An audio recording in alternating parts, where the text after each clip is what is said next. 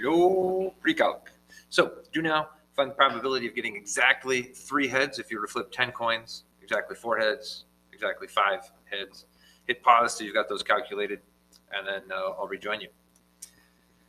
All right, so we got 11% for 3 heads, 20% for 4 heads, 5 heads gives us 24%. I set all these up using the binomial theorem. If you had instead used Pascal's triangle, you'd get exactly the same probabilities, like literally no difference at all. So either way. Hey, today we're going to learn about the empirical rule. It's also called the rule of 68, 95, 99.7. Our learning target is you're going to be able to use the empirical rule to find probabilities.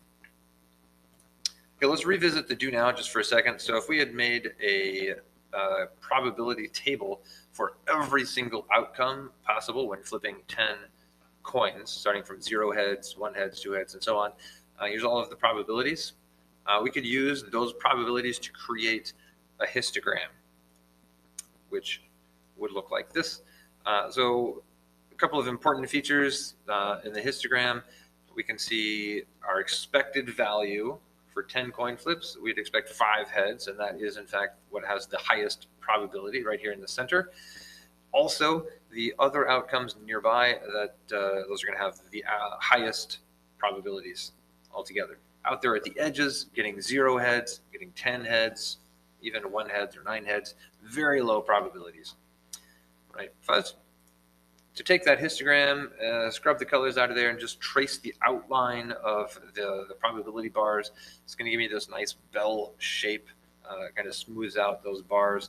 Right? This is actually the origin of bell curve. So here, let's take a look at these histograms. What will happen if I increase the number of repetitions? Instead of 10 coins, if I go to 20 coins, I get the exact same shape. I've got more bars on the histogram because there's now more outcomes I need to graph. Increase that. 50 coins, again, the exact same shape.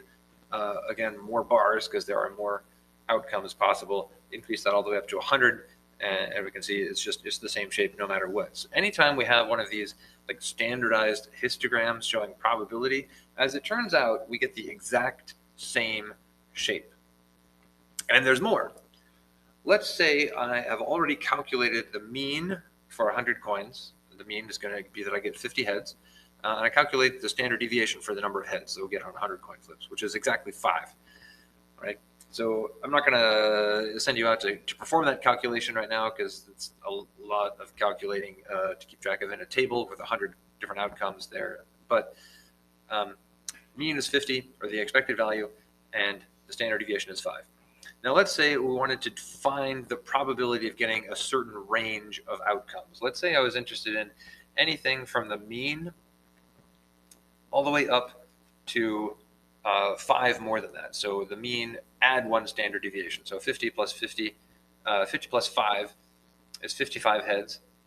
So let's say I look everywhere from 50 up to 55 heads. I'm going to group those all together and find the probability of this whole region. Right? If I was to do that, I would have to take the probability of each of those little bars in the histogram. What does it correspond to? So for 50, I can see that comes to just about 8%. 51 is a tiny bit less than that. And then maybe about 7% for 53, and in that same range there all the way up.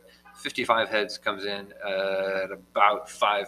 Okay, so if I was to find each of those different probabilities, 8%, 7.5%, 7.5%, 6%, and so on, add those together, everything in this purple region combined is going to be 34%.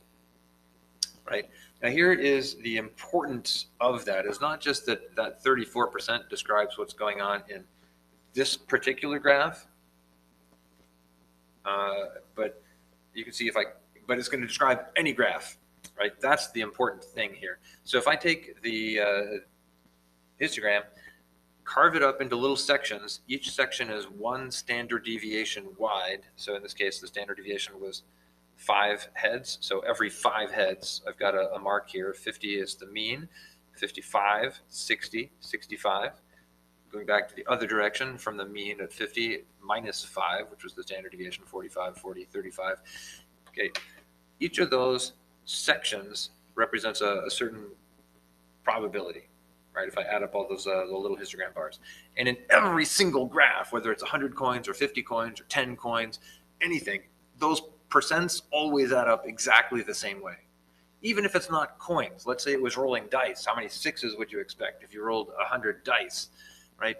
Those sections based on the mean and the standard deviation always align to the exact same probabilities. Okay, that is the empirical rule, which is a huge time-saving device for us. So every single thing can be described as a normal distribution is going to have these probability breakdowns. Starting at the mean, if I go one standard deviation above, that's going to give me 34% of the outcomes. If I go another standard deviation above that, so 2, the x-axis is labeled in how many standard deviations away from the mean, either above the mean or below the mean. So the yellow section right here, between 1 standard deviation and 2 standard deviations more than the mean, it's going to be 13.5, and so on. You can see all the little sections are labeled there. So the blue region here, the 34 and the 34% adds up to make 68%. So that's the central region is 68%. If I expand 2 standard deviations to either side of the mean, that's 95% of all the outcomes. And if I expand further, 3 standard deviations to either side of the mean is going to give me 99.7% of all of the outcomes. Okay, that, I guess, kind of self-explanatorily is why it is called the rule of 68, 95, 99.7. It's kind of a mouthful, and usually we say the empirical rule because it's actually easier to say, although the numbers make a lot of sense. So here's what we can do. If we have a bell curve, we can label it once we know the mean and the standard deviation. So let's do as an example, 66 dice have been rolled. I calculated the mean, how many sixes would show up on 66 dice rolls. Number of sixes would be a mean of 11. Standard deviation, I calculated that also ahead of time, is 3. So I can fill in my bell curve labels using the mean and the standard deviation. Okay, the mean goes right here in the middle. So find the highest part of the bell curve. It's going to be right in the center. The mean goes there. And then as I go to the right from there, each of these little marks represents 1 standard deviation. So I'm going to add 3. So my mean was 11. A standard deviation more than that is 3 more. So 11 plus 3 is 14. And then just keep adding 3 to get all of my labels filled in. So 14 plus 3 more would be 17, plus 3 more would be 20. Those, by the way, represent number of dice landing on 6. Going the other direction, starting from the mean of 11, I'm going to subtract 3 because I'm going the opposite direction. So that's going to give me 8. Subtract 3 again is 5. Subtract 3 again is 2. Number of dice showing 6 or landing on a 6. Okay, once that's labeled, now we can find some probabilities for these different ranges, like these following questions. What's the probability of rolling between 8 and 14 sixes? Here's 8, here's 14. Okay, between 8 and 14 is going to be these 2 regions right here.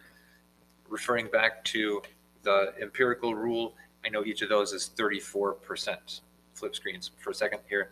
So the center 2 regions, the blue ones here, each of those is 34%. 34 plus 34 gives me 68% probability of getting somewhere between 8 and 14 sixes. How about the probability of getting between 5 and 11 sixes? Okay, well, 5 is over here. This time I want to get between 5 and 11. So from here all the way up to this part,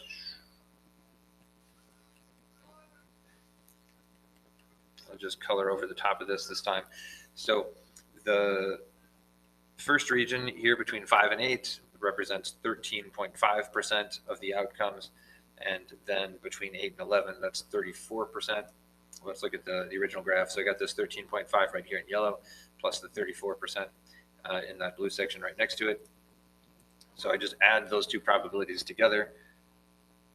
13.5 plus 34, total probability 47.5%. What's the probability of rolling more than 8 sixes? All right, well, starting at 8, all the way over there to the edge of the graph. Okay, so starting from 8, I just need to know what are the probabilities of each of those different sections. I can add them together. Right, so that was, sorry, that's from here, right there. This whole section in here, so I'd have 34 plus 34 plus 13.5 plus 2.35 plus 0.15. Sometimes people will say, you know what, that's a lot of things to add together. How about we look at the things which are not being included? Well, the things which are not being included, I'll circle them in a different color. 13.5, 2.35, and 0.15. I could add those together and then subtract from 100%. Right? The whole bell curve combined adds up to 100%. So I could just take those purple ones and subtract. Or, you know, sometimes people say, you know what, I know that from the middle, the right half is 50%. So I just need to take that 50% for the right half and then add this other blue section, so plus 34. Okay, no matter how you do it, it's going to add up the same. Sometimes there's just different ways to chop it up, and people like to think about things in different ways, and that's awesome, right? There's different ways we can think about this. So no matter what, we're still going to come out at 84%. Lastly, what's the probability of rolling less than 11 sixes? Well, I kind of just addressed that. So 11 is our mean, so anything less than 11, that's going to be half the graph, so that's 50%. We could add up all the sections. That would totally work also. But if we're looking at the mean, then we know that that is the dividing point for 50% above, 50% below.